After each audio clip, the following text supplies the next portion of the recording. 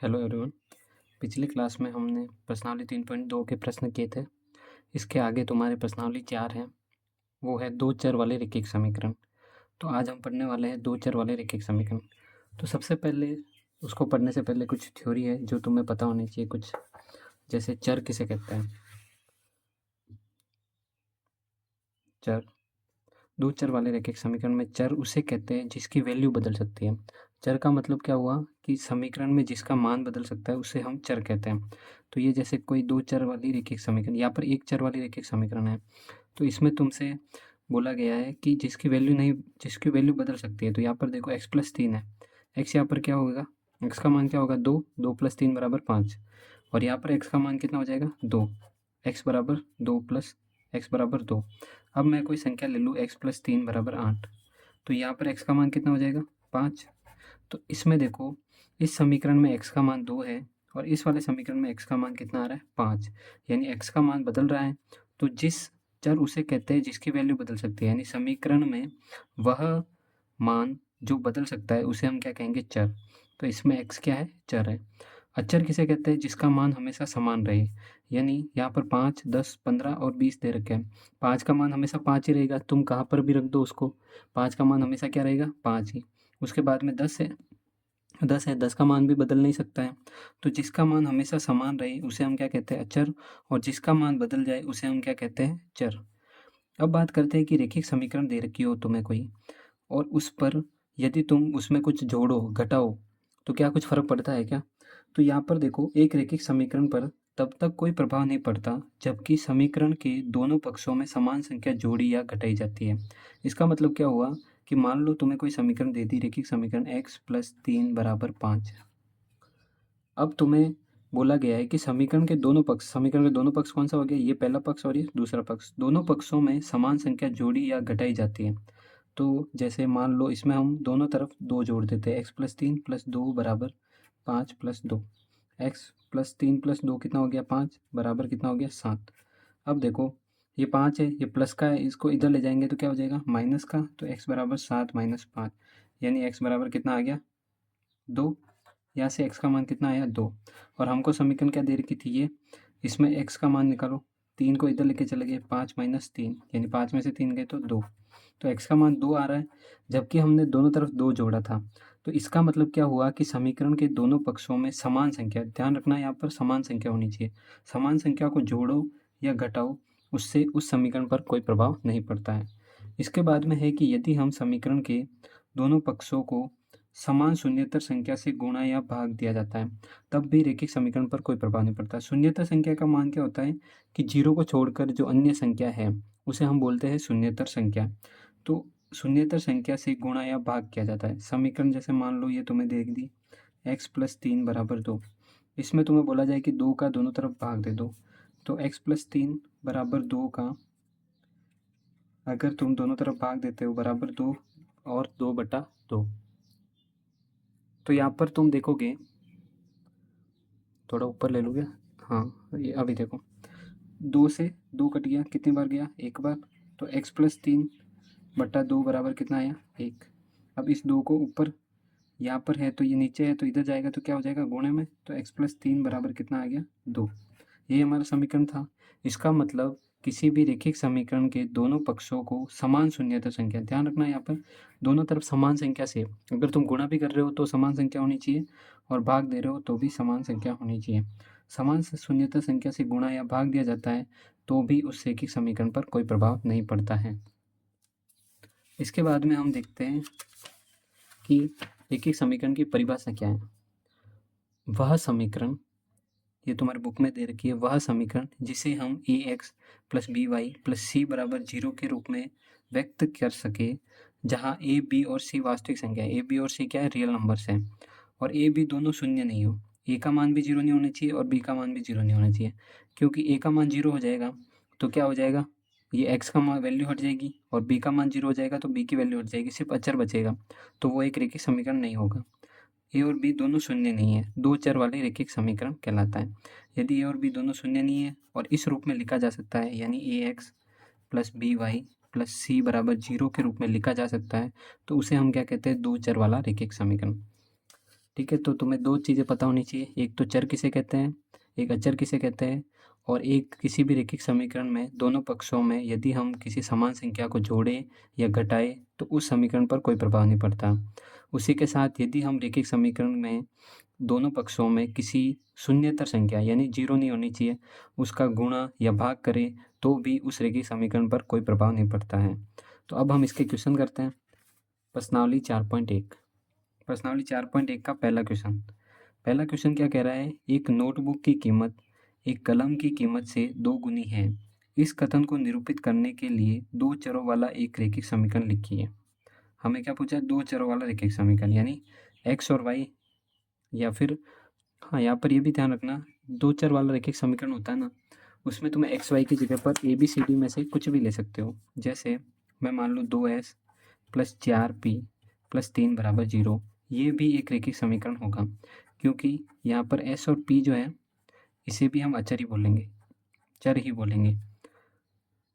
ठीक है, तो ABCD में से जो अल्फ़ाबेट है इंग्लिश की, उसमें से तुम कुछ भी मान कुछ भी ले सकते हो यहाँ पर। अब बात करते हैं यहाँ पर हमारे क्वेश्चन की तरफ, तो इसको सॉल्यूशन करते हैं। सॉल्यूशन, सबसे पहले हमें क्या कह रहा है कि नोटबुक की कीमत और कलम की कीमत से 2 गुनी है। इस कथन को निरूपित करने वाले 2 चरों वाला एक रैखिक समीकरण लिखिए। संकेत दे रखा है, मान लीजिए नोटबुक की कीमत x रुपये है और कलम की कीमत y रुपये है। तो हमें क्या बोला है, माना नोटबुक की कीमत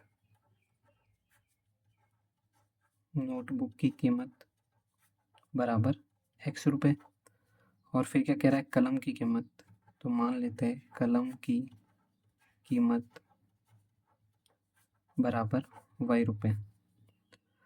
अब प्रश्न में क्या कहा है, एक नोटबुक की कीमत एक कलम की कीमत से 2 गुनी है, यानी नोटबुक की कीमत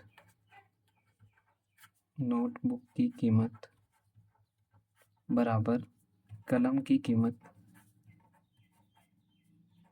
कीमत से कितना गुनी है, 2 गुनी, यानी इसको 2 से गुणा कर देंगे तो हमें नोटबुक की कीमत मिल जाएगी। नोटबुक की कीमत कितनी दे रखी है, x, और 2 गुणा कलम की कीमत हमने कितनी मानी थी, y, तो y, x बराबर कितना हो गया, 2y।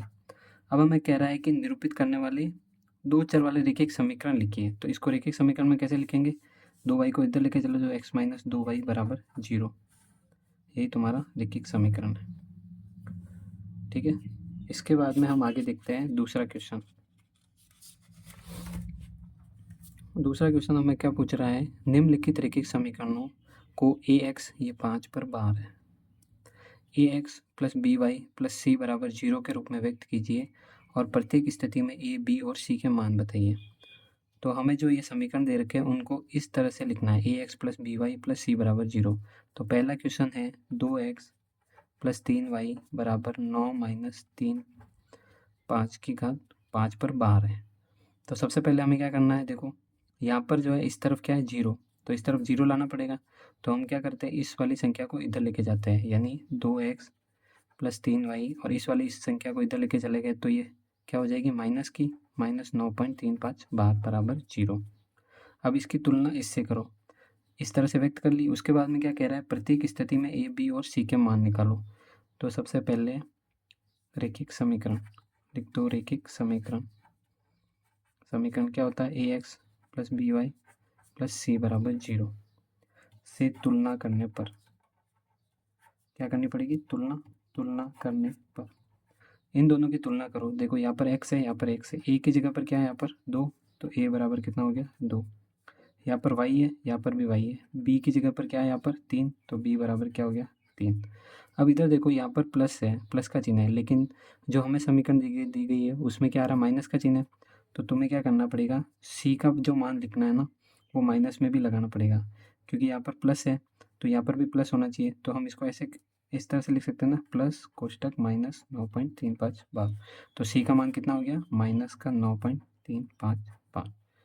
इस तरह से पहला क्वेश्चन हो गया, ए, बी और सी का मान। उसके बाद में सेकंड देखो, सेकंड क्या कह रहा है, सेकंड में भी हमें एक समीकरण दे रखी है, x माइनस 10 बराबर 0, x माइनस 10 बराबर 0। एक मिनट में चेक करने दो, क्या x माइनस 10 बराबर 0 ही है।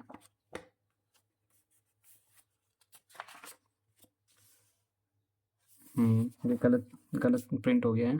सेकंड जो है ये काट देना। सेकंड जो है उसमें है x माइनस वाई बटा 5 माइनस 10 बराबर 0। अब सबसे पहले देखो, सबसे पहले हम क्या करते हैं कि इस तरफ 0 लाते हैं बराबर की तरफ। 0 पहले से ही है तो फिर कुछ करने की ज़रूरत नहीं है। फिर सेकंड स्टेप क्या है, तुलना करनी है। किससे तुलना करनी है, A X plus B Y plus C बराबर 0 से तुलना करनी है। तो यहाँ पर देखो ए एक्स तो एक्स है, ए की जगह पर क्या है, ए की जगह पर कुछ नहीं है तो हम क्या ले सकते हैं, 1। तो ए बराबर आ गया 1। अब यहाँ पर देखो प्लस का निशान है और यहाँ पर क्या माइनस, तो बी बराबर सबसे पहले हम क्या लेंगे माइनस, और बी की जगह पर क्या है, यहाँ पर देखो वाई बटा 5 है, यानी ऊपर कुछ नहीं है तो हम क्या ले सकते हैं 1। तो 1/5, बी का मान कितना हो गया 1/5। इसी तरह से सी बराबर देखो प्लस है, यहाँ पर भी प्लस होना चाहिए, नहीं है तो क्या लेंगे माइनस और 10। तो ए का मान हो गया 1, बी का मान कितना हो गया -1/5 और सी का मान कितना हो गया -10। उसके बाद में हम करते हैं तीसरा क्वेश्चन। तीसरा क्वेश्चन क्या दे रखा है, -2x प्लस 3y बराबर 6। माइनस का 2x प्लस 3y बराबर 6। सबसे पहले क्या करना है, इसको 0 करना है। तो क्या करेंगे, -2x प्लस 3y, इसको इधर लेके चले जाएंगे। तो प्लस का है तो माइनस का हो जाएगा, माइनस का 6 बराबर 0। अब तुम्हें क्या करनी है, तुलना A X plus B Y plus C बराबर 0 से। ए की जगह पर यहाँ पर क्या आ रहा है -2, बी की जगह पर क्या आ रहा है +3 और सी की जगह पर क्या आ रहा है -6। तो ये तुम्हारा ए बी सी का मान हो गया। इसी तरह से चौथा क्वेश्चन देखो, यहाँ पर कर देते हैं अपन चौथा क्वेश्चन। चौथा क्वेश्चन क्या कह रहा है, x बराबर 3y, x बराबर 3y। हमें पूछा है कि इसको रैखिक समीकरण के रूप में व्यक्त करो। सबसे पहले इधर क्या करेंगे 0, तो इसको इधर लेके चले जाओ, x माइनस 3y बराबर 0। अब यहाँ पर देखो, अब इसकी तुलना हम इससे करेंगे A X plus B Y plus C बराबर 0 से। तो यहाँ पर जो है तुम्हें x तो दिख रहा है, y दिख रहा है, लेकिन c दिख रहा है क्या, c नहीं है यहाँ पर। तो क्या हम इस समीकरण को ऐसे लिख सकते हैं क्या, x माइनस 3y प्लस 0 बराबर 0। 0 को किसी भी संख्या में जोड़ो, 0 मतलब कुछ है ही नहीं, तो इससे कुछ फ़र्क ही नहीं पड़ेगा इस तरफ, है ना। तो इसीलिए यहाँ पर x की जगह a की जगह पर क्या हो गया 1, कुछ नहीं है तो क्या लेंगे 1। b की जगह पर क्या हो गया -3 और c की जगह पर क्या हो गया, कुछ मान नहीं है तो 0। ये मान हो गया c बराबर 0। इसके बाद में हम करते हैं पांचवा क्वेश्चन। पांचवा क्वेश्चन है 2x बराबर -5y। पांचवा क्वेश्चन तुम्हें दे रखा है 2x बराबर -5y। ऐसे क्वेश्चन में करते वक्त तुम्हें बस स्टेप ध्यान रखनी है। सबसे पहले क्या करना है, A X plus B Y, A X plus B Y plus C बराबर 0 के रूप में बदलना है। इस तरफ क्या लाना है 0, इसको इधर लेके चले गए, 2x प्लस 5y बराबर 0। अब यहाँ पर c का मान नहीं दे रखा है तो c का मान हम क्या लेंगे 0, 5y प्लस 0 बराबर 0। a का मान कितना हो गया 2, b का मान कितना हो गया 5 और c का मान कितना हो गया 0। इसी तरह से छठा क्वेश्चन करते हैं। छठा क्वेश्चन हमें दे रखा है 3x प्लस 2 बराबर 0। सबसे पहले स्टेप होती है इसको 0 करने की, 0 हो रखा है, लेकिन यहाँ पर देखो जो A X plus B Y plus C बराबर 0 है उसमें y का मान है, लेकिन यहाँ पर y का मान नहीं है। तो हम इसको इस तरह से लिख सकते हैं क्या, 3x plus 0 into Y plus 2 बराबर 0। 0 को y से गुणा करेंगे तो क्या हो जाएगी 0, यही मान मिल जाएगा हमको वापस। तो यहाँ पर a का मान तुलना कर दो, a बराबर कितना हो गया 3, b बराबर कितना हो गया 0 और c बराबर कितना हो गया 2। इसी तरह से तुम्हारा छठा क्वेश्चन, छठा हो गया। सातवां क्वेश्चन, सातवां क्वेश्चन हमें क्या कह रहा है, y माइनस 2 बराबर 0। सातवां क्वेश्चन है y माइनस 2 बराबर 0। सबसे पहले 0 करना होता है, 0 दे रखा है, लेकिन यहाँ पर x का मान नहीं दे रखा है। तो x का मान नहीं दे रखा है तो हम इसको कैसे लिख सकते हैं, 0x प्लस वाई माइनस 2 बराबर 0। a की जगह पर क्या आ जाएगा 0, b की जगह पर कुछ नहीं है तो हम क्या लेंगे 1 और c बराबर कितना हो जाएगा -2। उसके बाद में 8वां क्वेश्चन,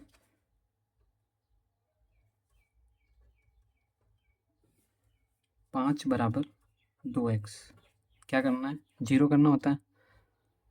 अब तुम्हें समीकरण में पिछले क्लास में तुमने पढ़ा होगा कि जब दोनों संख्या बराबर में है तो तुम इसको इधर लिख सकते हो और इसको इधर लिख सकते हो, उससे समीकरण पर कोई प्रभाव नहीं पड़ता।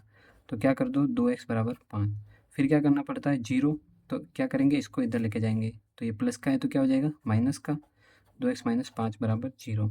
अब देखो यहाँ पर जो है y का मान नहीं दे रखा है, तो हम y का मान को क्या लिखेंगे, 2x plus 0 dot Y minus 5 बराबर 0।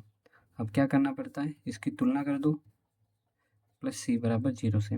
तो ए का मान कितना हो गया, 2, बी का मान कितना हो गया, 0, और सी का मान कितना हो गया, माइनस के 5। माइनस चिन्ह लगाना भूलना नहीं है, ठीक है। तो ए बराबर कितना आ गया, 2, बी बराबर 0 और सी बराबर माइनस का 5। इस तरह से तुम्हारी ये प्रश्नावली कंप्लीट हुई है, प्रश्नावली 4.1। इससे आगे वाले वीडियो में हम जो है प्रश्नावली 4.2 करेंगे। तो स्टूडेंट्स, मैं तुम्हारे पूरी प्रश्नावली, पूरी सिलेबस कराने वाला हूँ क्लास 9th का। बस तुम मुझे ये बता दो कि क्या मुझे थोड़ा सा अच्छे से एक्सप्लेन करना चाहिए या फिर जो बेसिक है तुम्हारा क्लियर है और मैं ऐसे डायरेक्ट से बता दूँ तुम्हें। तो एक बार कमेंट ज़रूर करना, ठीक है। क्योंकि किसी किसी को स्टूडेंट्स को होता है कि हमें बेसिक तो आता है सर सारे, आप क्लियर डायरेक्ट बता दिया करो, तो मैं तो मुझे पता चल जाएगा, है ना। एक बार कमेंट कर देना कि तुम्हें कैसे, किस तरह से पढ़ना है। बाकी अगर कुछ तुम्हें टिप्स देनी हो कि सर ऐसे पढ़ाओ तो भी कमेंट करना। Thank you so much for watching, और सब्सक्राइब कर देना। मैं इस पे तुम्हें पूरा 9th का सिलेबस कराऊंगा। Okay, thank you.